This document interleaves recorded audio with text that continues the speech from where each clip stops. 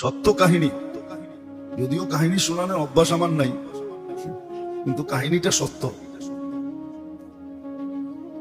বলে এক হিন্দু ফ্যামিলি আর মুসলমান ফ্যামিলি পাশাপাশি থাকতো। বাচ্চা তো বাচ্চাই হয়, ও হিন্দু বোঝে না, মুসলমানও বোঝে না, ঠিক না?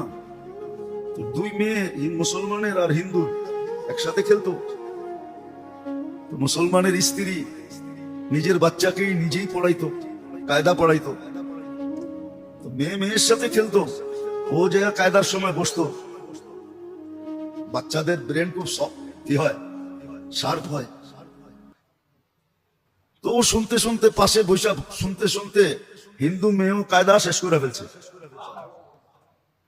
তো মা যেদিন সবক দিছে, তো ও কোরআনের সবক নিছে। তো আস্তে আস্তে একটু একটু বড় হইতেছে আর বসতেছে, ঠিক না? ওই যে বান্ধবী, হিন্দুর বাড়িওয়ালারও তো জানে না, ও তো জানে বান্ধবীর লোকে খেলে ওই বাড়িতে সময় কাটায়, নিজেরও আরো ফুর্তিতে আছে, যাক আমার মেয়ের সাথে ভালো সখা, সময় ভালো কাটতেছে। তো মেয়ে কোরআন পড়তে পড়তে কোরআন খতমই করে ফেলছে। কোরআনের মহব্বত তো ডিলে ঢুকে গেছে, কিন্তু বাড়িতে কোনোদিন বলে নাই। হইতে হইতে আটটু বড় হইছে, তো কোরআন পড়তে পড়তে মনে মনে ইমান নিয়ে নিছে, কিন্তু বাড়িওয়ালাদেরকে কিচ্ছু জানায় না। এমনকি বিয়ের বয়স হয়ে গেছে, বিয়ে যে হিন্দু ছেলের সাথে হয়েছে সে আবার কাঠ্টার হিন্দু। এখন মেয়ে তো লুকায় রাখছে, আয়সা ওস্তাদনির সাথে মশওয়ারা করছে, এই অবস্থা আমি করবোটা কি? তো বলছে আমি তোকে একটা গিফট দিব, তুই যেই কোনো বাহানায় তোর বাড়িতে খুলবি না, শ্বশুর বাড়ি নিয়ে যাবি। তো গিফট দিছে খুব সুন্দর বক্স টক্স কইরা, উপরে কিছু জিনিসপত্র দিয়া নিচে কোরআন দিয়া দিছে।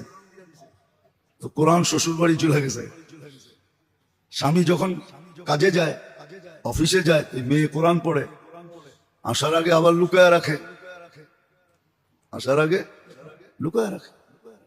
দিন যেতে যেতে প্রেগনেন্ট হয়ে গেছে। এখন ওর ডাবল চিন্তা বাড়ছে, আমার বাচ্চা হওয়ার পরে কি হবে? এটা তো কলেমা পড়াইতে পারবো না। আল্লাহর কাছে খুব দোয়া করতেছে। তো স্বামী অসুস্থ হয়েছে, টেস্টে বাহির হয়ে আসছে তার ক্যান্সার।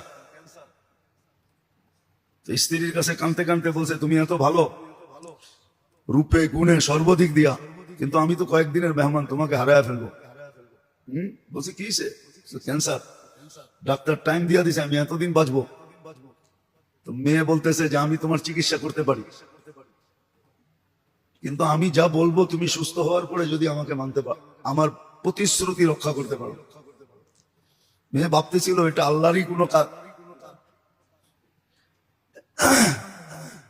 তো বলছে ঠিক আছে তুমি চিকিৎসা করো, আমি ভালো হয়ে গেলে তুমি যা বলবে আমি তা করবো। তো মেয়ে ডেলি সূরায়ে ফাতিহা পড়ে আঁকে, কেন ওস্তাদনিকে দেখছে কেউ আসলে সূরায়ে ফাতিহা পড়ে ফুদিয়া দিতেন। তো সূরায়ে ফাতিহা পড়ে ফু দেওয়া শুরু করছে। সূরায়ে ফাতিহা তো সব রোগের শেফা, আমরা ব্যবহার করতে জানি না।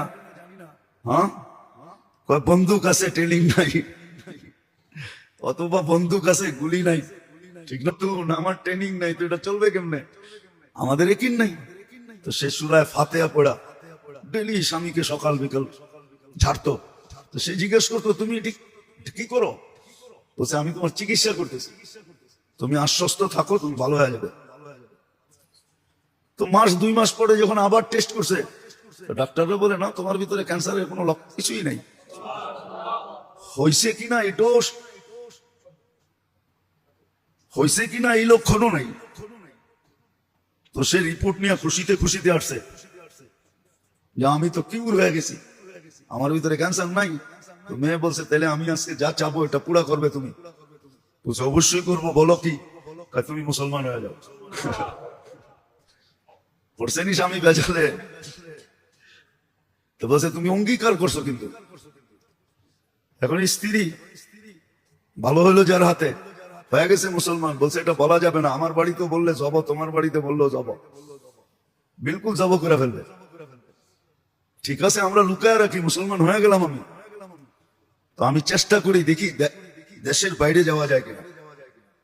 তো সে অ্যাপ্লাই করছে সৌদিতে এক কোম্পানিতে, অ্যাপ্লাই করার সাথে সাথে জব হয়ে গেছে, বাস স্বামী স্ত্রী বাচ্চা নিয়ে সৌদি আরব চলে গেছে, আর ওইখানে এখনো জীবন ওইখানেই কাটাইতেছে, দুজন মুসলমান হয়ে গেছে। তো আসলে একিন থাকলে শক্ত, একিন